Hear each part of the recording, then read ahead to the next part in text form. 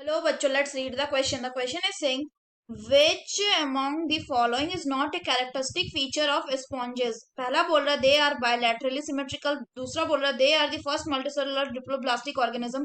तीसरा बोल रहा है the body wall of sponges consists of pinacoderm and coenoderm. And D में बोल रहा है they show the presence of trophocytes which provide food to the developing cells. तो आइए देखते हैं हम इसका की कंसेप्ट. तो अगर हम बात करें इसके की कंसेप्ट की, तो इसका की कंसेप्ट हो जाएगा कैरेक्टर्स ऑफ स्पॉन्जेस. तो अगर हम स्पॉन्जेस के कैरेक्टर्स की बात करें तो इनको क्या कहा जाता है? इनको कहा जाता है पॉरीफेरंस. पॉरीफेरंस यानी कि पोर बियरिंग एनिमल्स भी हम इनको कहते हैं. अगर फर्दर बात करें तो ये जो स्पॉन्जेस होते हैं ये कैसे होते हैं? ये प्रिमिटिव मल्टी सेल्यूलर एनिमल्स होते हैं. अगर हम फर्दर बात करें तो ये first multi cellular diploblastic organism भी थे. क्या थे? फर्स्ट डिप्लोब्लास्टिक मल्टी सेल्यूलर भी ये थे. इसके अलावा अगर हम बात करें तो इनमें जो सिमेट्री होती है वो क्या होती है? वो जनरली दे आर एसिमेट्रिकल. कैसे होते हैं? एसिमेट्रिकल. इसके अलावा अगर बात करें तो इनके पास प्रेजेंट होता है कनाल सिस्टम. और इसमें जो वाटर होता है वो इंटर करता है किससे? सो वाटर जो है वो इंटर करता है माइन्यूट पोर से, जिसको कहते हैं ऑस्टिया. वहीं जो वाटर है वो एग्जिट करता है किसके द्वारा? वो एग्जिट करता है थ्रू दी ऑस्क्यूलम. अगर हम बात करें इसके बॉडी लेयर की तो इसका जो बॉडी वॉल है वो 3 लेयर का बना हुआ होता है. पहला जो होता है उसको कहते हैं हम पिनेकोडर्म.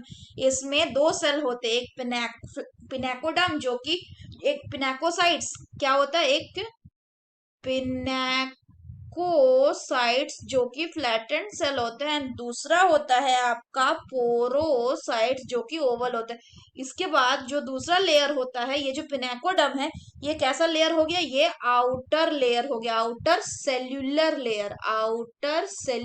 लेयर. इसके बाद जो दूसरा लेयर होता है उसको कहते हैं हम कोएनोडर्म. जो कोएनोडर्म हो गया ये कैसा होता है? ये होता है आपका इनर सेल्यूलर लेयर. इसमें स्पेशलाइज सेल होता है जिसको हम क्या कहते हैं? जिसको हम कहते हैं क्वानोसाइट्स स्पेशल या फिर कॉलर सेल.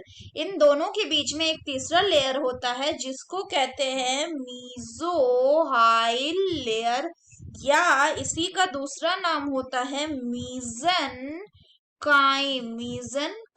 अगर हम इस मीजोहाइल की बात करें तो इसमें क्या प्रेजेंट होता है? इसमें एमीबोसाइट्स प्रेजेंट होते हैं. एमीबोसाइट्स प्रेजेंट्स होते हैं यानी कि अमीबा लाइक सेल. साथ ही साथ इसमें फाइन डिस्पर्स्ड स्पॉन्जीन फाइबर्स जो हैं वो भी प्रेजेंट होते हैं. एंड इसमें न्यूमरस स्पिक्यूल्स भी प्रेजेंट होते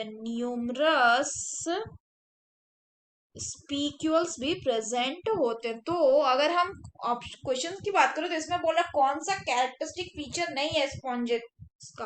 तो पहला बोल रहा है बायलैटरल सिमेट्री. तो ये नहीं है क्योंकि ये कैसा होता है? ये एसिमेट्रिकल होता है. दूसरा बोल रहा है कि फर्स्ट मल्टीसेलुलर डिप्लोब्लास्टिक ऑर्गेनिज्म है. तो ये बिल्कुल सही है. तीसरा बोल रहा है कि इनके बॉडी वॉल जो है उसमें पिनेकोडर्म एंड कोएनोडर्म होता है. तो ये भी बिल्कुल सही है. इनके बीच में एक और लेयर होता है जिनको बोलते हैं मीजोहाइल लेयर. चौथा बोल रहा है कि they show the presence of trophocytes which provide food to the developing cell. तो ये भी स्टेटमेंट सही है क्योंकि जो ट्रोफोसाइट है ये क्या है? ये एक तरह का एमीबोसाइट्स है जो कि मीजोहाइल लेयर में प्रेजेंट होता है और ये क्या करता है, ये फूड प्रोवाइड करता है टू दी डेवलपिंग सेल्स, और इनको हम क्या कहते हैं, इनको हम नर्व सेल भी कहते हैं। तो बोला इसमें से कौन सा कैरेक्टरिस्टिक फीचर नहीं है स्पॉन्जेस का, so the correct option will be option A, that is they are bilaterally symmetrical. मतलब ये सिमेट्रिकल, बायलैटरली सिमेट्रिकल नहीं होती, ये कैसे होते हैं, ये एसिमेट्रिकल होते हैं। So that's all for the question बच्चों, hope you understood it well, best of luck.